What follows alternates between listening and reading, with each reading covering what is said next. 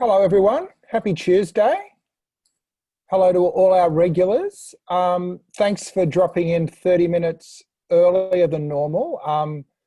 The reason for that is that we're integrating today's political Geekfest with the virtual Progress 2020, which is going on around us in cyberspace. There's a whole bunch of activists who are running workshops and meetings and trying to get their head around this moment, and it's being run by the Centre for Australian Progress, which is one of our partners. So we thought we'd cleave the two together. So we might get a little bit of an influx of people having their lunch in a little while, but I think we've got our regulars here at the moment. I can see lots of familiar faces. It ended up feeling a little bit like play school when they used to be able to see everyone through the mirror, but now it's real. I've got my partner in crime, Katharine, for one last dance. So the other thing is this is our last weekly political Geekfest. We'll have a bit more to say later about our long-term plans, but after 13 weeks of daily lunchtime events, we're going to have a bit of a breath and sort of a regroup and think about the best way we can keep this community going. And we're going to be having a session on Friday, which you're all welcome to come and bring a drink to while we sort of work out what we do next. But in the meantime, before I get cracking, we're on traditional land. I'm on the land of the Gadigal people of the Eora Nation. And as all of you, I pay respects to elders past, present and emerging, and recognise that this land was never ceded. I'm not even going to tell you how to do this stuff anymore because you know how to do it. We got the chat, turn your camera on, keep the gallery going and have fun as we go through the numbers in this week's Guardian Essential Report with my friend and collaborator, Katharine Murphy, and our chief geek, John Remington. So firstly, Katharine, we started off this 13 weeks ago saying, how are you going? And it all felt very, very weird. How are you going now? And is it less weird or, you know?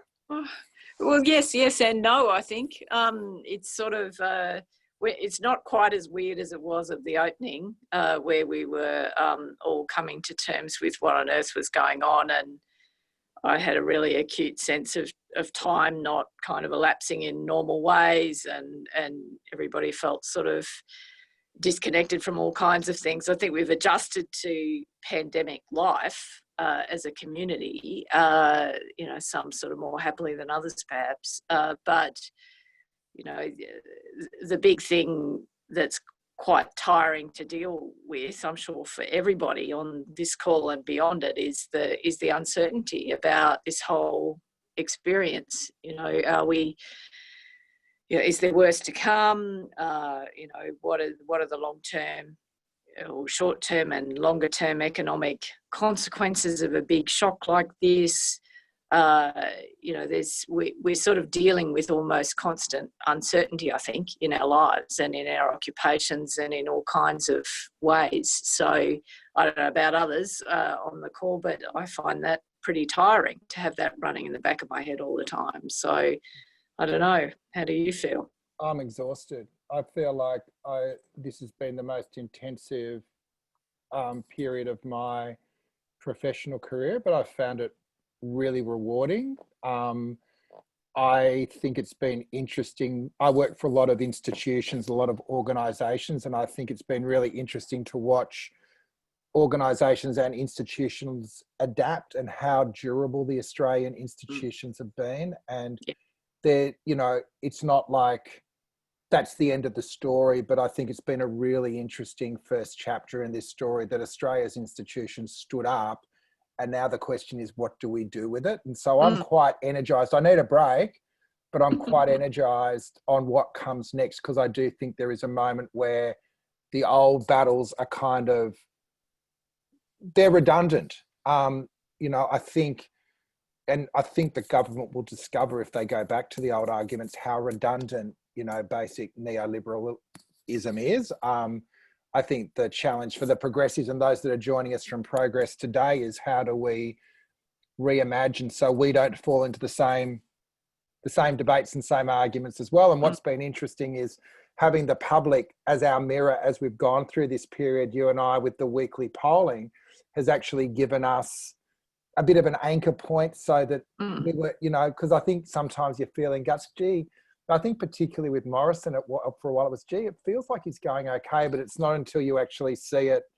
I know people will recoil that I'm saying that, but he's gone okay.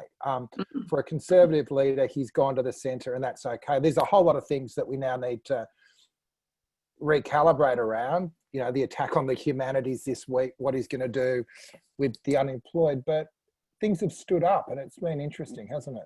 Yeah, well, it's been, I mean, it is an enormous relief. There's lots of ways that you can pick apart the response of the 9 governments during this crisis and talk, you know, again, say how this could be better, or that, you know, that could have been done better or faster, or you know, it's also not true to say that there's been no politics in this period. There has been politics in this period, and it sort of manifests in various decisions that they've made. But I think I feel very fortunate to live in a country where institutions do still work. As you said a minute ago, they do still work. I think that's been proven during this crisis, and given that we're not out of the crisis yet, we are by no means out of this crisis yet. It's been a good proof of concept that that sort of governance institutions still do work in this country. That's good, and we can see plenty of examples around the world where political leaders, either because of ideology or stupidity or malfeasance or incompetence, have not been able to rise to the occasion, and the consequences of that for people are absolutely devastating. So it is a relief that we've sort of that our governments have kind of risen to the occasion, not always perfectly, but they have risen to the occasion. But, you know, a sort of theme of all of these discussions over the weeks that we've been doing them, Peter, is what happens during the dismount, you know, and that's still ahead of us. And, you know, you've said that, you know, that the government will confront barriers if it reverts to ideological type. And I agree with that. If we go back to going through the motions again, I think all of the frustration that we've seen in the community and the lack of trust and all of that sort of stuff will resurface, right? That's been suspended because processes have been competent. If everybody just reverts to type, then I think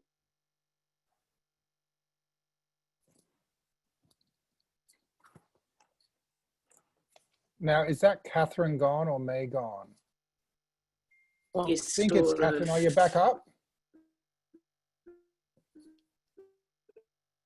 Yep. Everyone else seems to be nodding. So we've lost you for a sec, Katharine. I don't know if that's your, had to happen on the last one, didn't it? So it's your connection. I'm going to jump into the slides and hopefully Katharine can reconnect.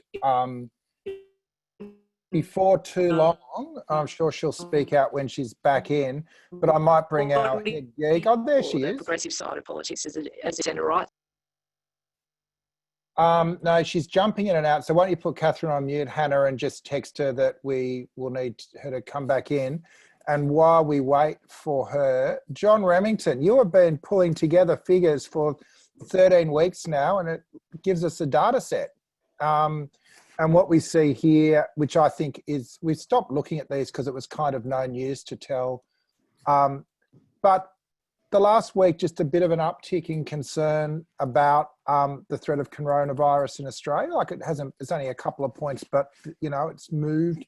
And I think more so the next slide, which is the up to 33%, which is back up, you know, on the last few weeks on the number of people who perceived a personal likelihood of getting COVID.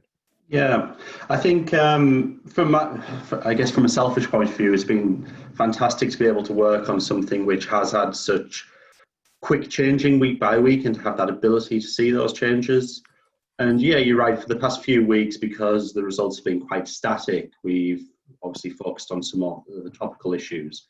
But at this point, I think it is good to look back and see how things have changed. And in that previous slide, we're looking at where the concern about the virus at one point is over double where it is now. I think it was up to very concerned was around 50%. It's now down to about 25.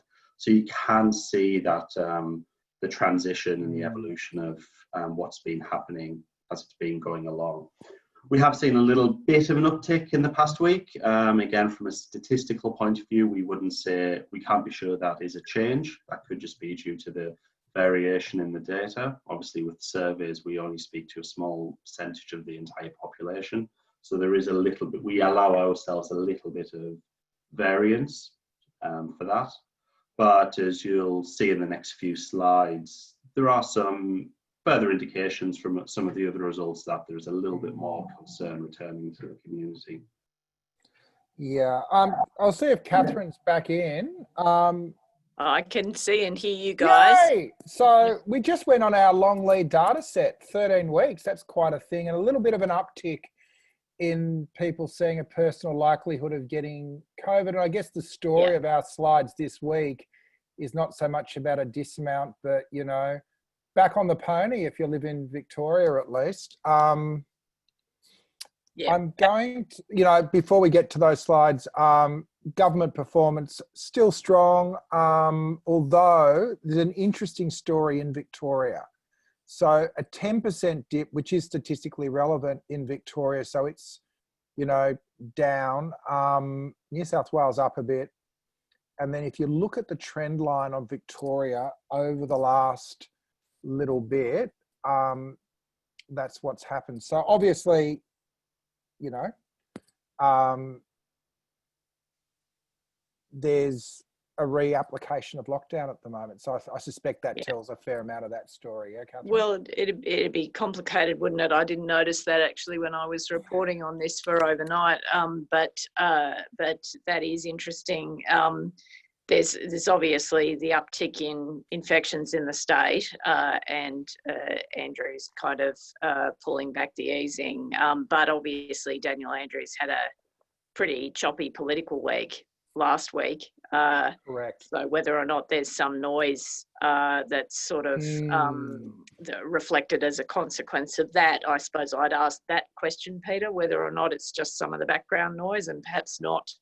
Well, particularly when you take the point that I think it was only right till the end of the week where, and so that does speak more to the shenanigans around branch stacking, I think, than the virus. And what backs that up, which is where sometimes a couple of data sets, people actually, and more so in Victoria, and this again was before the next wave, and we were asking this last week, people expect there to be a couple of waves.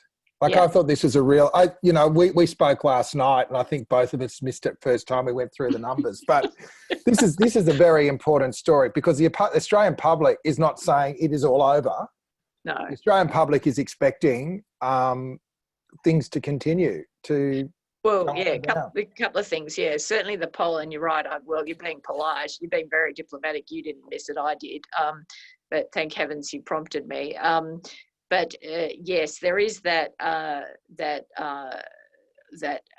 or the data shows us where people's minds are at, which is that a second wave looks very likely. But in terms of just Andrews and the noise in that data, it's sort of interesting to think about. I think that COVID or the management of COVID has been a proxy for competence throughout this crisis. It's sort of people are reading in more, I reckon, than just the management of the pandemic into their perceptions of all of the leaders at the moment. So, look, I'm speculating, but that'd be my working theory, that it's sort of like Victorians have had a leader who's been very strong and forceful throughout. He's had a very high approval rating, or the response has had a very high approval rating. But to what extent that's a proxy for just how you think the government's travelling? I don't know. I just put that question out there. The other thing I get when I look at these is I'm not sure that outbreaks linked to failure of government. I think people get that it's an external shock.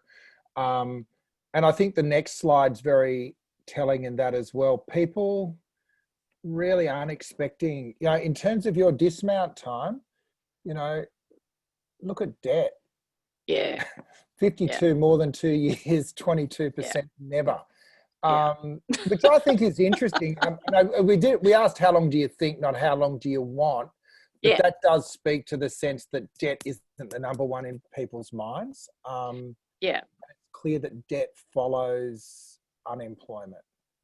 Yes, that's right. Yeah, it's interesting. And people obviously get that the rebound or the refashioning on the other side of this crisis is a very long-term proposition. It's not something that's going to be resolved in 5 minutes or in 5 months. It's something that's going to take years to unwind.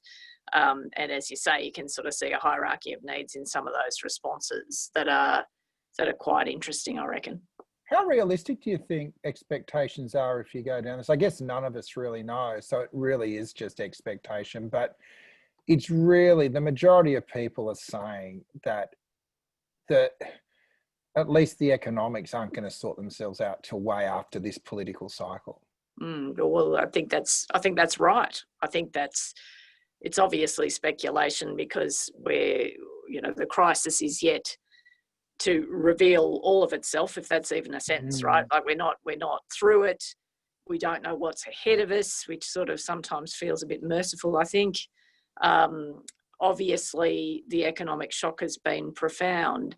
And it's sort of, I guess there's an interesting sort of thing that might start to jar a little as the government tries to do the dismount. I think here, the sort of perceptions in Canberra amongst senior players relief is totally the wrong word, right? Like that's not exactly right because these guys are acutely conscious that we're not through all of this yet. But I think it's fair to say that the government at high levels thought all of this would be worse by now, thought the infection rates would be higher, thought the economy would have been knocked harder than it's been. They've sort of, I guess they were more pessimistic than proved necessary, right? So there's a bit of a sense of relief at high levels in the government that it hasn't all been quite as diabolical as they thought it was going to be through March and April, where they really thought it was going to be diabolical. And that may jar a little in a funny sense, because if the mind of the Australian public or the mindset of the Australian public, it's you don't view it through that prism, right? If you're an ordinary person, if you're not responsible for managing the response, you just look at the risks that are ahead of you personally and ahead of people whom you love. So you're still worried about your job. You're still worried about whether or not you're going to be infected by this virus or someone close to you is. You're not measuring that against some other sort of scenario that you've never run, right? You're just looking at what's immediately before you. So I guess there might be a risk for the government in presenting as a bit too sunny side up, a bit too breezy. Oh, well. Yeah, and almost like we're through it. And I'm really interested in this, like the risk reward matrix. So you do feel that the government wants to get to the next stage sooner rather than later. And in a way, they feel some of the states are holding them back. Yeah. This data to me says that the public's not rushing the same way. So that's the first thing. The second thing I'm interested in is if you're right and it hasn't been as bad economically as the government said, do they then bank that, or do they say, well, that means we've got a little bit more to spend, so we could put a few more shekels into people's pockets if they're unlucky enough to be out of work at the moment, or we could... You know what I'm saying? Like, so, yeah, I know exactly what you're saying. No. Well, where if their head is still, it wasn't as bad, let's just get back to business, then those arguments aren't going to land, are they? Well, it's sort of the government is sort of has many different headspaces that exist simultaneously, right? Like, I know it's an interesting mind picture, but I guess, Well, it sort of sounds like schizophrenia, which is not what I mean at all. Obviously, it's just that they have, there are different pressures bearing down on them. Morrison and the Treasurer Josh Frydenberg are pretty politically pragmatic people. They are going to know that if all of the supports are suddenly withdrawn in September or whenever the arbitrary date is, that no good can come of that, either politically or economically. But at the same time, there are other sort of conflicting inputs. There's, in more ideological quarters of the government, there is a very, very strong desire that the government doesn't double down with additional spending. The argument is, well, it hasn't been as bad as thought. Therefore, if we can exit this with some savings, well, great, that's good. That's what we should be doing. But then that's not necessarily where the mindset of the leadership is, and that's not a political calculation. That's a gesture to, or a virtue signal to, the coalition's base and fellow travellers. So this dialogue goes on inside the government unresolved, and they'll I guess the thing too is that we won't sort of see a big bang kind of decision, one thing that defines the character of the government for the next little period. We'll see these decisions kind of roll out iteratively. We'll see a package for childcare, a package for tourism, a package for arts and entertainment, and then some, sort of decisions on income support that are happening more iteratively. So anyway, yeah, I don't think the government knows where it wants to land exactly yet either. One more slide before we come up for air. This is just a nice little sense that I think it's at 44% very somewhat positive about the future. Yeah. It's kind of 50-50 really, isn't it, John? I think it was 47. Is that negative, or is the other bit in between? It's 40. 24% is neither positive nor negative. So it's only about 31 who are a bit more negative.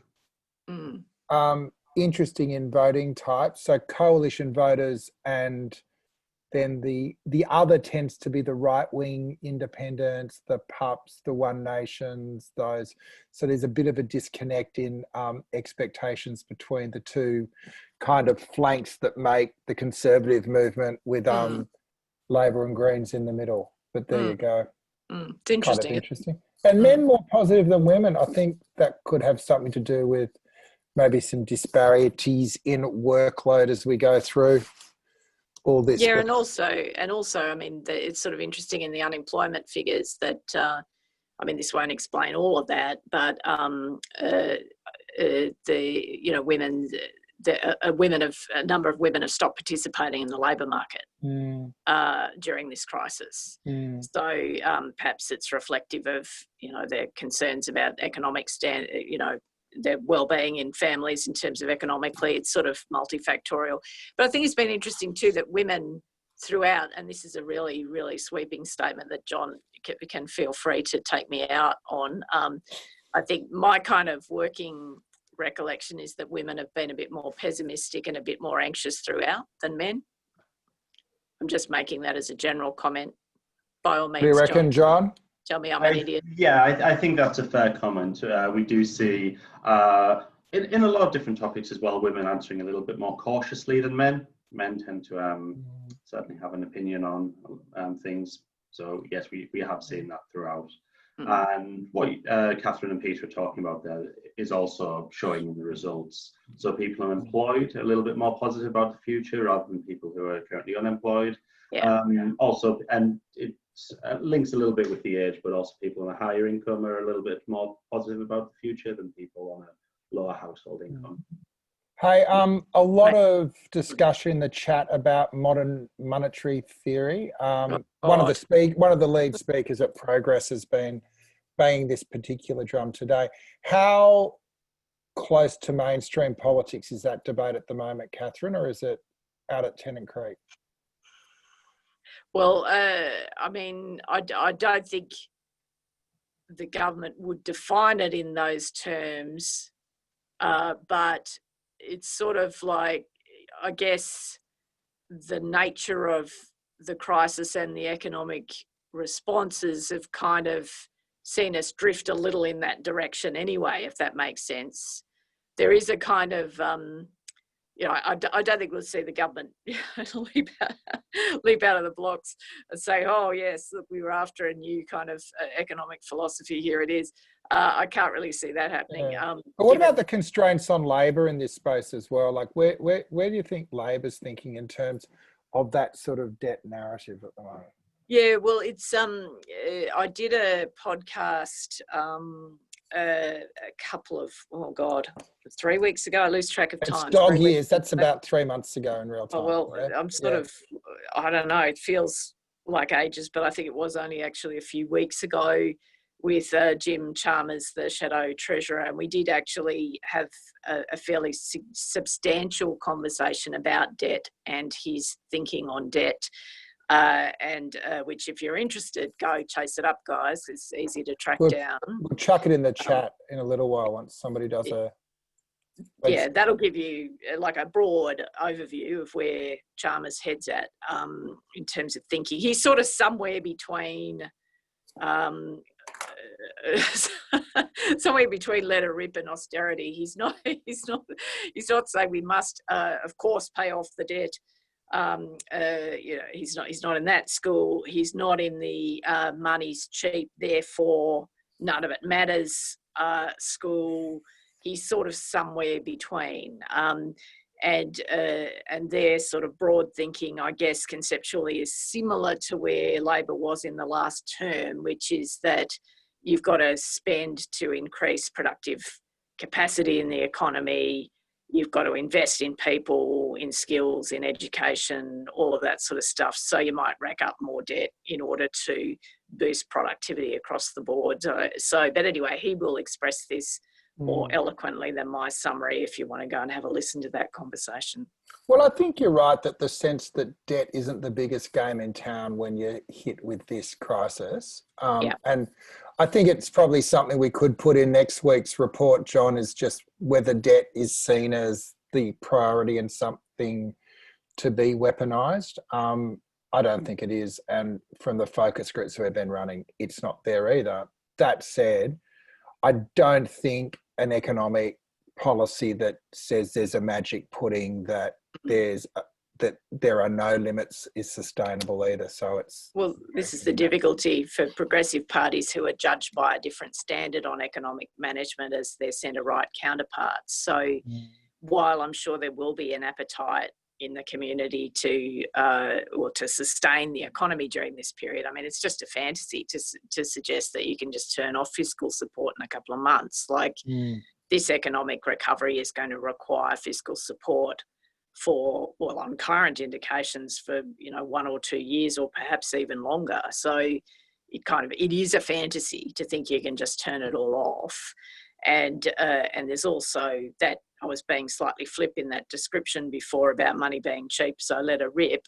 But there is something to that. I mean, the Reserve Bank itself has said that. Money, it is cheap to borrow by historical standards. If you borrow for productive capacity, then that's actually a positive development. But neither side, I think, in truth, this probably gets us to the nub of things, neither side's really articulated these philosophies very sharply, because both sides of politics want maximum room to move right at the moment, I think, with all of these big decisions looming. Well, keep on debt for a sec, because in a way, getting this argument right is almost the enabler for a lot of the ideas that are being spoken about at Progress today. So from the chat, I wonder if Kent seemed to know what he was on about. I don't know if Kent's around and wants to just sort of, because he's correcting me that quite rightly MMT doesn't say there are no limits, but do you want to just have a very succinct sort of crack at how you'd frame up modern monetary theory going towards a mainstream audience, Kent? Oh, look, I'm very new to it myself, Peter. I'm grateful for Stephanie Kelton, Stephen Hale, and listening to Bill Mitchell. I think that Stephanie's book is great, and I highly recommend everyone read it because it really shifts the argument and takes us away from that this paradigm we were stuck in. I think she references Thatcher in '83, that we have to somehow pay for it, that it always has to be paid for, and that and just highly recommend that book. because I mean, I think it's an open discussion about how we phrase that narrative. I mean, this is we're being told we can't afford these great social services, and then saying that we have to pay for it, but that's not, of course, the case. That this is just phrased completely the wrong way, and really struggling with the concept. I think it's a great question about how we as activists change that Overton window, that paradigm, to say that, well, there are other limits about real resource economy. And so maybe we don't approach that directly as MMT, but, find a nuance to push this on every politician, on journalists, in the public domain, and so forth. So, yeah, thanks for that. Richard also made the point that we are showing, I think you have not got close to understanding MMT, the limited resources are human and physical capital for everyone. I guess one of the points with a big theory that's got an acronym like this, though, is it becomes a communication piece and a reframing piece. So taking that and then trying to find some sweet spots with the public, because, as we've said many times, the public understands life through stories, and the story that holds really strongly to the economy is the household budget. And to break that down is an intellectual exercise, and one that requires quite a lot of thinking. On that note, I don't want to get into that anymore, MMT. Let's dive back in, because the other questions we asked this week, and please put questions into the chat to keep us going here, were around climate change. So I'll just bring those up really briefly, guys, in my normal smooth way. So we do these regular benchmarks. So the question we asked here, are you more or less concerned about the impact of climate change than a year ago? 42% more, 46% no more, 11% less. We did a bit at Denise's behest, I might add, a bit of a breakdown on where people thought their principal source of news were, and linked it to more concerned, less concerned. Surprise, surprise on those numbers. But if you listen to SBS or read The Guardian or Fairfax, you're more likely to be more concerned about climate change, maybe because you're being exposed to facts. There was a bit of movement, John, from when we asked this question straight after the bushfires. The heat had gone off a little bit, pardon the pun. Not necessarily this question. We did ask whether or not Australia is doing enough or not enough, or about right in terms of their position on climate change. There it is. Yes. Well, that's an interesting chart. That's where the movement happened. Yeah, so that's dropped outside margin of error. So straight after the bushfires, 60% not doing enough, down to 52%. You wouldn't say it's flipped, but it might be around cadence. I think that's a more than substantial movement in a very short period of time, and it's just without catastrophizing it, because obviously it hasn't flipped. You're quite right. It's just it's a movement within a continuum, but this is a movement from end of last year to now. Context matters. Obviously, when people are more concerned with their material prospects, security and well-being, they are less open to causes that they may view as luxuries in their ordinary existence. I mean, this is why I'm sort of interested in those numbers, because I think the kind of backdrop for activism on issues like climate change will have been changed by COVID. That's just, that is just my gut feeling, that people, like, just thinking about millennials, I'm the mother of a couple, this has been the period, for younger people, for people younger than us, Peter, i.e. most of the population. Well, that's most of the population, sure. But this has been their first recession. their first experience of an economic downturn, you know, now, like just with my kids, you know, 6 months ago, climate was all they talked about. Now they are, I mean, neither of them have had their interest in the subject dimmed, but they're quite attentive to conditions in the labour market, to conditions in education. You know, sort of they are interested in or focused on material well-being and material concerns. I just think that this is something that we, you know, people who accept the science of climate change need to be attentive to the sort of shifting, I suppose, priorities or perceptions of the community around us. And this is not a radical shift. If we look at the last, you know, several elections on the trot, if there's been a penalty shootout between the economy and climate change, the economy has won in the last several election contexts. This is pre-recession. Now we're going to be in a recession for a period of time. Whether then, you know, even sympathetic people in the community start to think that climate action or thinking about climate action is a luxury that should be a second, third, fourth order issue. So, yeah, I just think because of that silo effect that you referenced, Peter, that people who read certain publications are more likely to accept the science of climate change or reject it. You know, there is this dreadful siloing that has happened around this issue as a consequence of polarisation and a consequence of the issue being weaponised in our political system for the last decade. An economic downturn, I suspect, is not going to help the momentum for climate action. But anyway, this is just one set of figures and I'm not extrapolating wildly. I'm just putting that thought out there because it's not a comfortable thought for progressive people. But, you know, I think Rebecca Huntley wrote a quarterly essay about this, you know, or you know, there's a lot of thinking around communicating climate change as an issue and how, you know, how we do that, how we best do that, both as journalists and activists and everybody else. Anyway, I'm not being very coherent, but I'm just saying watch this space on climate. I think we need to be attentive to that issue.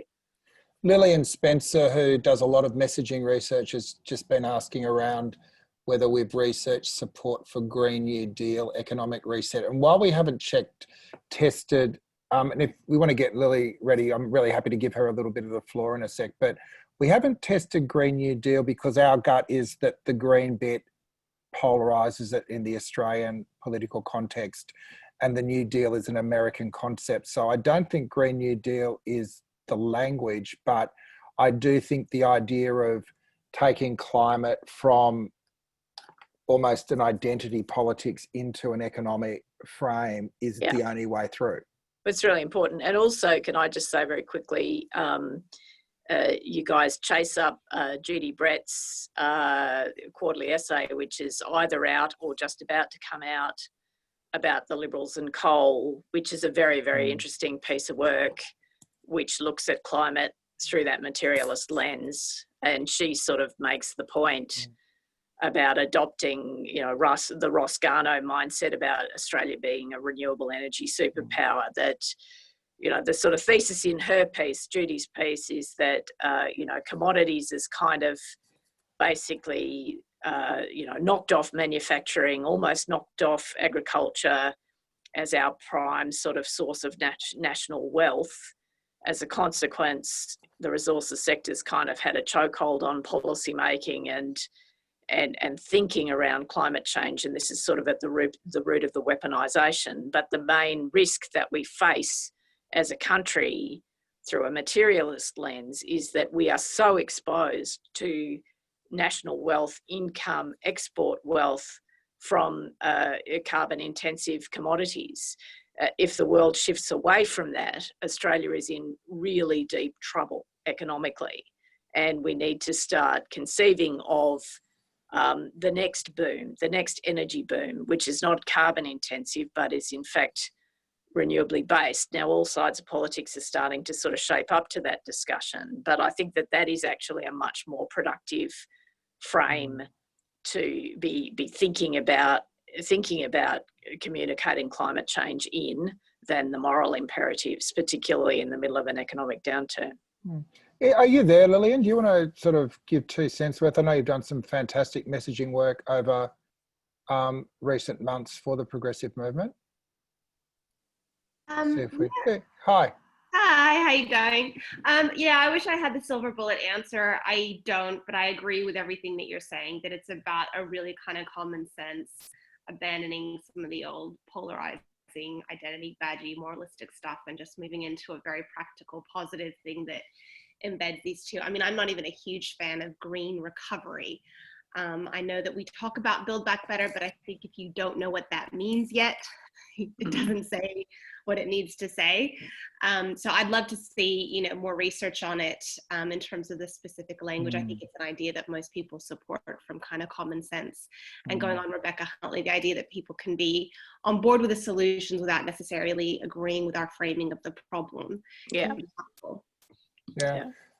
Michael Kearney was there with his 2 cents as well around the politics of this, and Michael's from one of our sponsors, Maurice Blackburn, who have been doing some reasonably good work in the public interest over the last 24 hours. You there, Michael?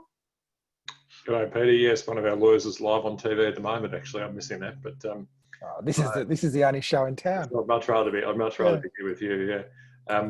Yeah, I'm struck. I suppose the slightly optimistic note, like it would be very easy for us to spend a lot of time beating ourselves up on our failure to persuade, and it is obviously good to be more persuasive and to think about it really carefully. I'm just struck the big picture on that graph is that the message that we're not doing enough on climate change is widely accepted. That is true. The number of people who think we're not doing enough, the number of people who think we're doing too much is really small. Yeah. Our low point is a majority. Our low point is 52%. Like in the middle of a probably I've been struck when I've got those quarterly essays how good it is to have an institution which is doing the issue of the quarter rather than the issue of the week, because it sure doesn't feel like the issue of the week in climate, right? But even then, 50% of people think we're not doing enough, which is pretty amazing. I suppose the tough downside of that is what that actually means is the real barrier isn't being more persuasive about that issue in itself. It's really the institutional connection between Conservatives in government and the special interests that are trying to stop action. And so the harder bit of persuasion is not so much to tell people we need to do more, but to find a way to actually get, change government in order to do that and preserve governments that will do that. And so it's an institutional as well as a persuasive challenge, it strikes me. John, there's still the big partisan divide in those numbers around climate, is there, or has there been a flattening of that? Yeah, so there is a partisan divide, but it isn't as black and white as that. So, if we're talking about doing enough or not doing enough in climate change, you're still getting 38% of coalition supporters saying we're not doing enough. Compared to smells like a wedge to me. Compared to 74% of Greens, 64% of Labour, it's certainly not as high, but it's in no way the minority. So there is a substantial amount of the voting public who are on board, but it's just about, I guess, making sure that's top of mind, making sure it's a priority amongst some of the other issues that people might be facing. Just very quickly, I think we saw obviously that shift occurring in the coalition in the last election cycle, and among coalition or Liberal supporters predominantly, we did see rising concern amongst Liberals about the lack of climate action on the part of their government. And this has been a live decision, obviously, in within the centre-right political movement in Australia for the last 10 years. So we've seen that. We know there's a groundswell on, but the difficulty remains in Australian electoral terms that while ever the election is decided in this country by a handful of seats, and a handful of seats in Queensland, which it was in the last federal election, that we need that groundswell of action to be larger to persuade the coalition parties to shift. At the moment, the coalition, there's sort of been a development where obviously Scott Morrison on climate change is not Tony Abbott on climate change.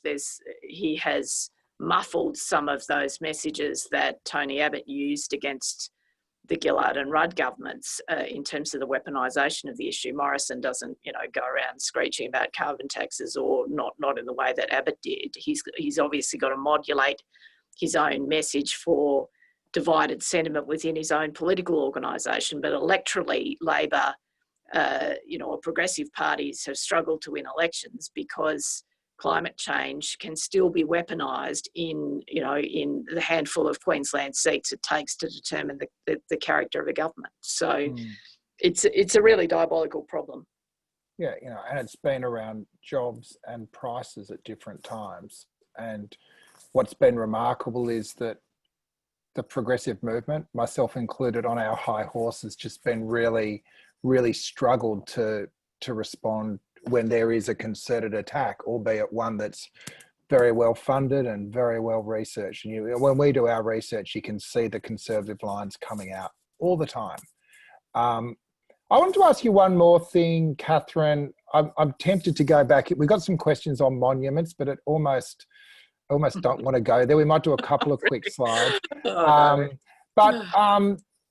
What's your read on where the government's going to go on income support? And at the moment we've got the job seeker effectively doubled where New Start was, $40 a day, $80 a day.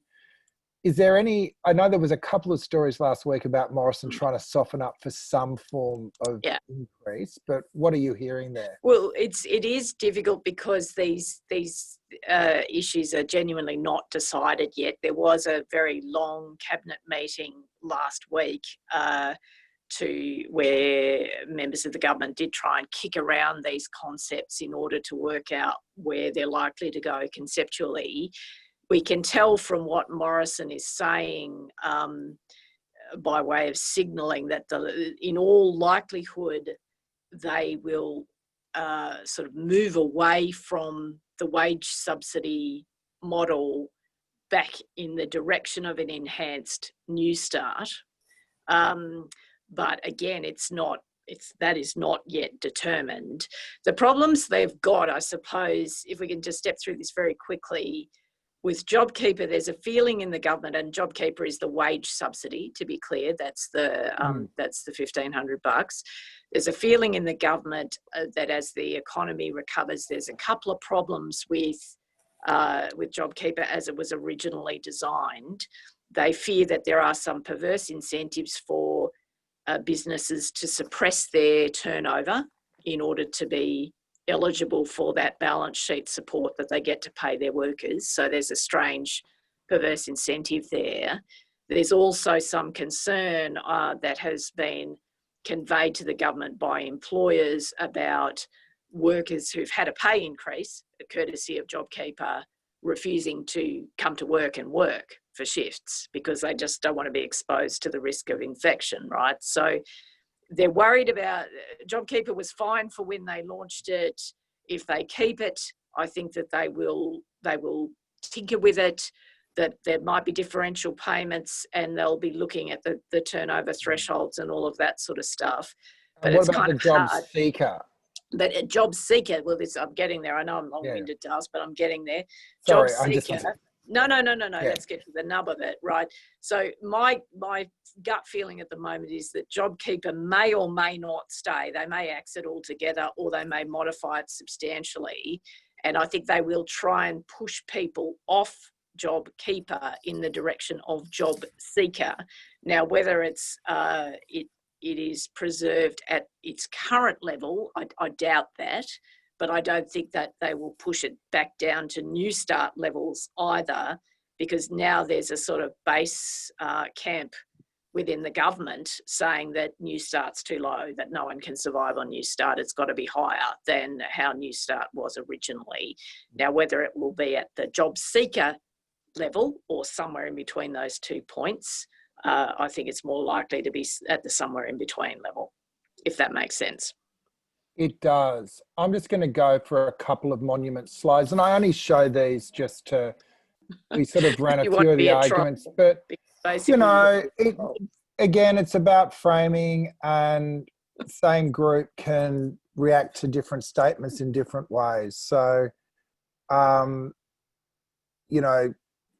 vast majority of people agree with the proposition that the focus should be on changes for people living now rather than the past, whereas half people recognise that it is a memorial providing a constant reminder of racial discrimination in society. So it's kind of the same group of people reacting to different messages in what appears to be contradictory ways. Yeah. Likewise, 76 say we lose part of our history when monuments and memorials are removed.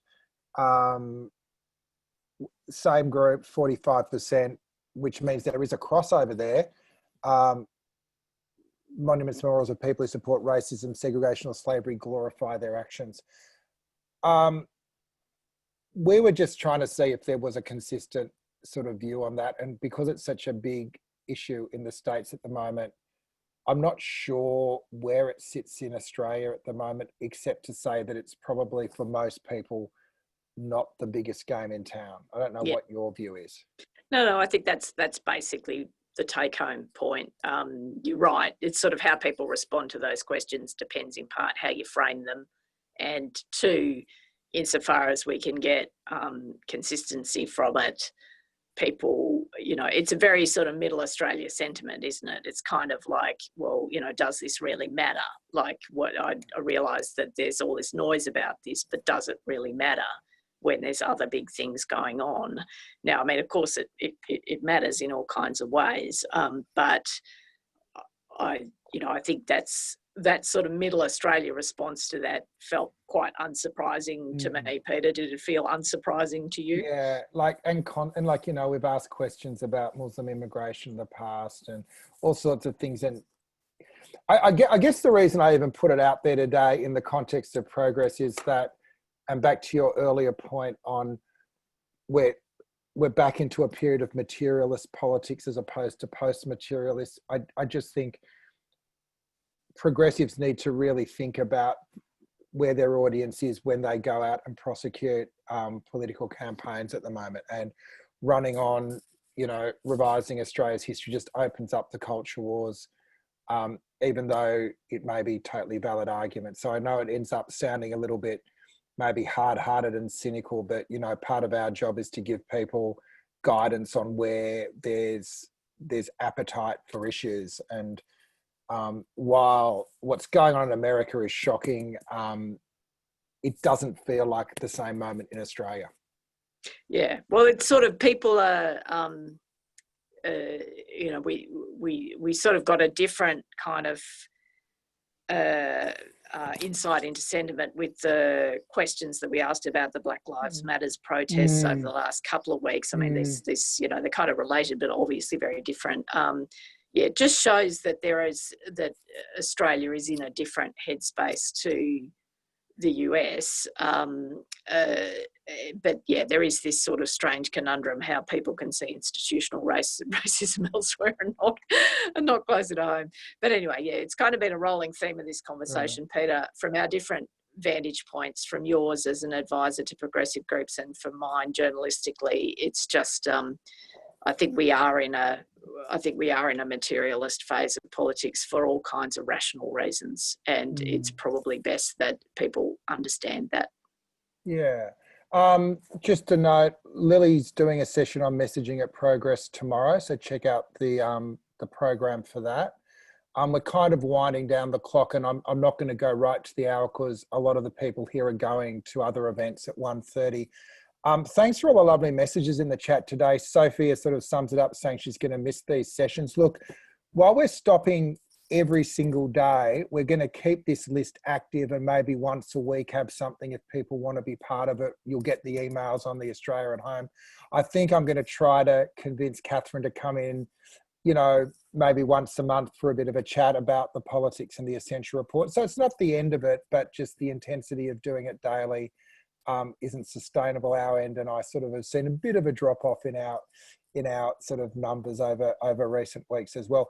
We're also going to move the Essential Report back to fortnightly after next week, just because I think, basically because of business, not as many people are buying questions, whereas they were all clamoring to know everything every week over the last few months. And who knows, if we get the second wave that most Australians are predicting we may well be back into lockdown and be needing to support each other every day as we have over the last 13 weeks. But thanks for being part of the journey so far, Katharine. It's been quite a ride for you from pandemic to Parliament and homes and all over the shop.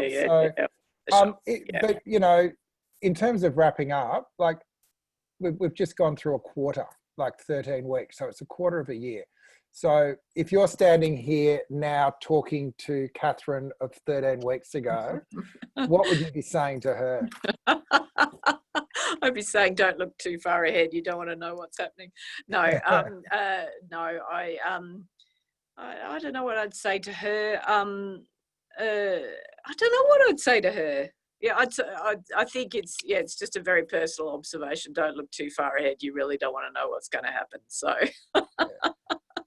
Anyway, thank you so much. You've been so generous with your time and your insights and your wisdom. Thanks, John Remington, the whole Essential team for putting this together every week.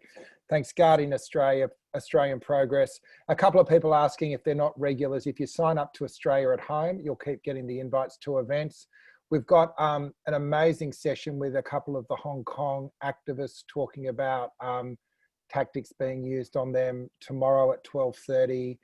Thursday, we've got Andrew Lee and Danielle Wood talking about the economics of the pandemic. And then we're just going to have an open session on Friday. You're all welcome. I'm going to have a drink, but we just want to hear from people about what they'd like to do with the community. So it's really going to be a wrap party on Friday. So thanks for being there with us today, guys. Get back to Progress if you're registered. If not, have a lovely rest of your day. And yeah, thanks everyone. And I'll just say thank you to Peter for pulling this all together. And it's been a privilege for me to be part of it and to be part of this community. Thanks for everybody. It's been great. Excellent. The one other thing I'll say is we will be hitting you up if you're not already supporting The Guardian to do so before the end of this process. So yes, please do that. Email on Friday. Please Cheers, do that. guys. Okay. See ya.